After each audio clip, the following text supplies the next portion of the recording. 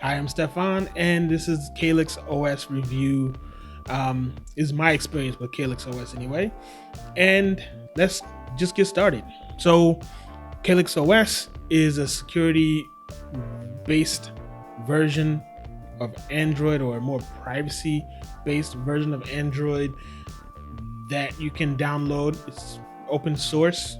Android is open source, so Calyx and Graphene are open source, but we're talking about Calyx today. So basically, in a nutshell, my experience of Calyx is basically Graphene with like Google Play services, so then you can actually access applications from the Google Play Store, but does not include Google Play Store. You'll be using a different software aggregator to be able to get the Google Play applications.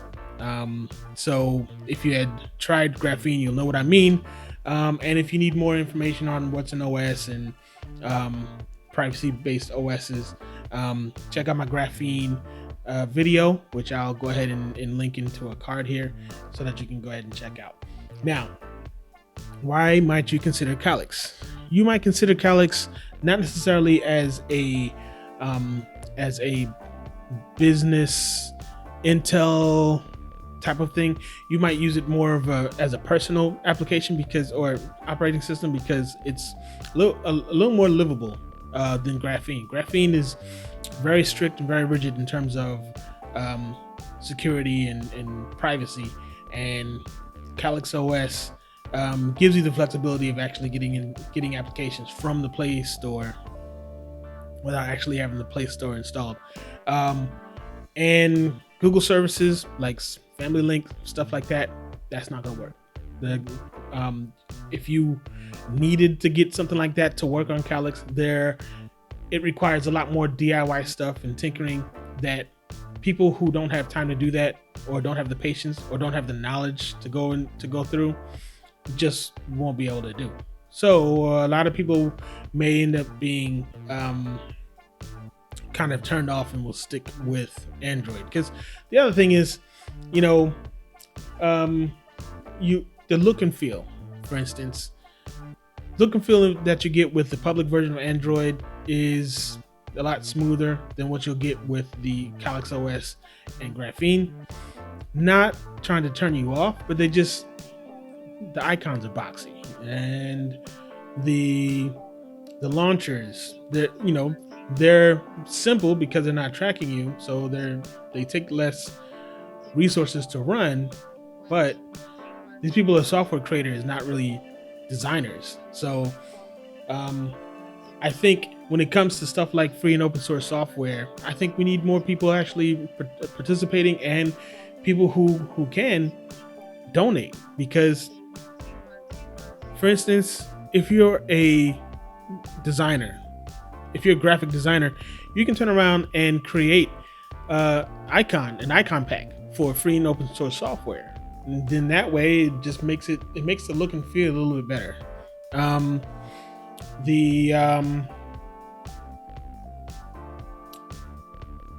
The applications, like making things a little more functional, that requires a coder or a team of coders to be able to go ahead and add that functionality to Calyx or Graphene without sacrificing the privacy of the user.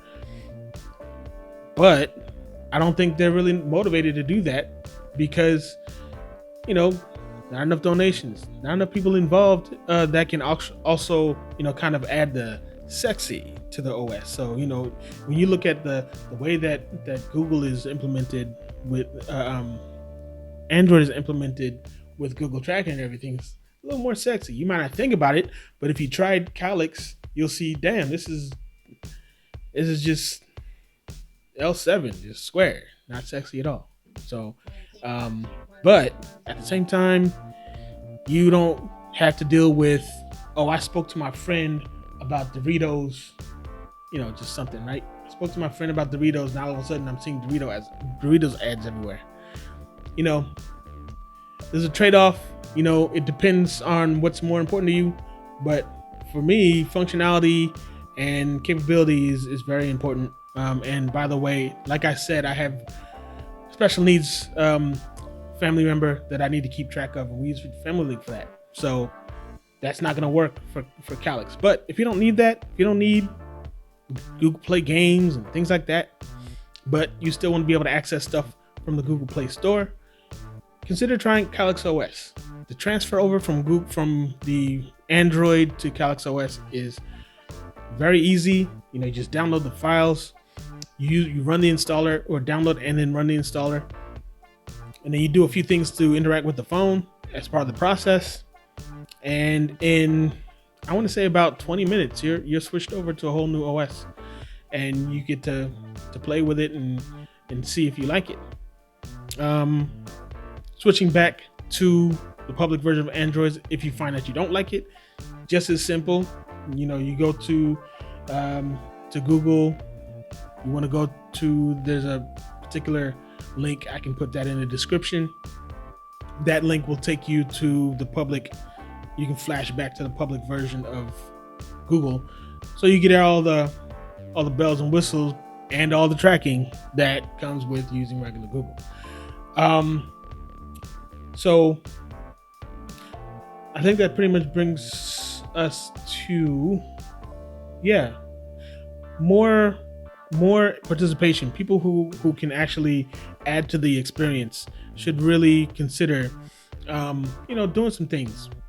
Download the OS, install it, play with it, see what you can add. Maybe there's something that you can actually put into the game. Maybe something you can actually put into the whole free and open source community and help to elevate it and make it more accessible to people who don't know this stuff, who don't know security stuff. Because I'm sure that people that are watching this like, okay, but so it's not for me because I'm too busy trying to run my business.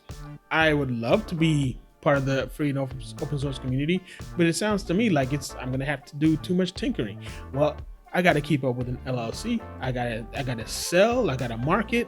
I gotta maintain relationship with my customers. I have to build relationships with new customers and new vendors. I want to explore new opportunities. I don't have time to sit over here and try to figure out, how to get this privacy OS to work the way I want it to work. So people will stick to Android as it is and deal with the tracking because they're not really being engaged that well in the free and open source community. So if there's anybody that can actually help to contribute towards that, like donations, or if you're a coder, maybe you can write up some code real quick to make things a little bit easier, make the OS run a little smoother, make it a little bit more intuitive to the customer. Consider all that. So in terms of if you do want to do something like that and you own a business and you don't have time to tinker, you'll end up paying someone or a team of people to go ahead and work through all the details so that you don't have to, because like I said, you have all this other stuff to keep up with. And I would suggest getting someone who's local, as opposed to working with people on the internet, because people who are on the internet, they might be able to work with you remotely, but the thing about it is, if they screw up, or if they install malware on your computer, or if they do something malicious, who are you going to reach out to? So it's better to work with people who are nearby, who are local, that then if something goes wrong, you got somebody to reach out to, and they're going to make it better because they want you to come back. They want you to continue to spend money with them. So that's it for today. Check out my next video. I'm going to start a new series going over operating systems, applications, that kind of thing, because you're going to want to consider some of these things when you're starting up or when you're looking to expand your business. If you're in entertainment, one operating system or one kind of computer will work better for you than if you're in accounting. And if you're in accounting, you might like a particular kind of computer, but it's far too expensive for what you need to do. So with that, like and subscribe. Check out the comments. Put any requests or questions if you'd like into the comments, and I'm gonna put a link to CalyxOS and how to get that installed into the description.